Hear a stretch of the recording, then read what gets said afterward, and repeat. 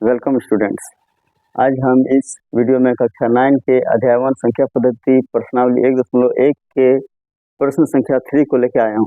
इसमें 3/5 और 4/5 के बीच 5 परिमेय संख्याएं ज्ञात कीजिए। सवाल मेरा ये, तो 5 परिमेय संख्याएं हम लोगों को निकालने बोला जा रहा है। हम देखते हैं कि इसमें 5 दोनों में हर समान है, तो हर को हम लोग दोनों ओर यदि 10 से गुना कर देते हैं तो हर और अंश दोनों बड़ा हो जाएगा। हर तो समान रहेगा और अंश बड़ा हो जाएगा। इस प्रकार दोनों के बीच हम आसानी से संख्याएं ज्ञात कर सकते हैं।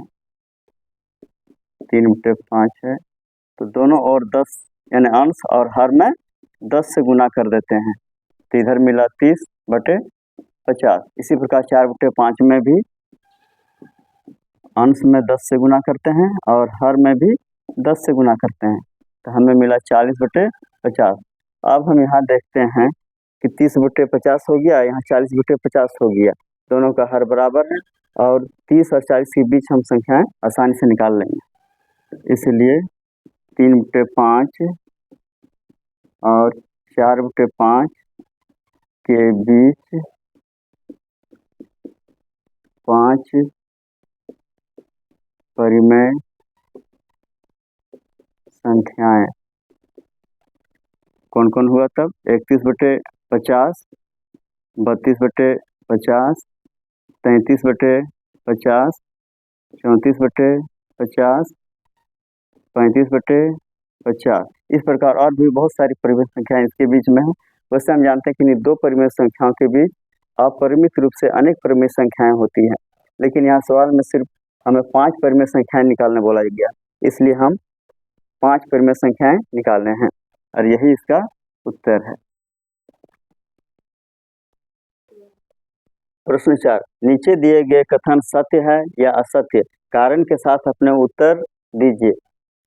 पहला प्रश्न है, प्रत्येक प्राकृत संख्या एक पूर्ण संख्या होती है?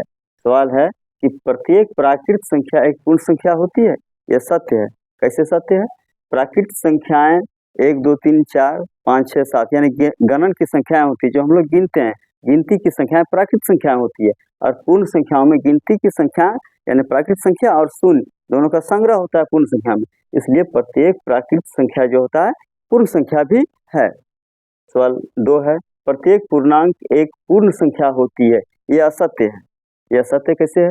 क्योंकि प्रत्येक पूर्णांक में सभी प्रकार की संख्याएं होती है। धनात्मक संख्याएं होती है, शून्य होती है और ऋणात्मक संख्याएं भी होती है, और पूर्ण संख्याओं में सिर्फ शून्य और प्राकृत संख्याएं होती है यानी गणन की संख्याएं होती है।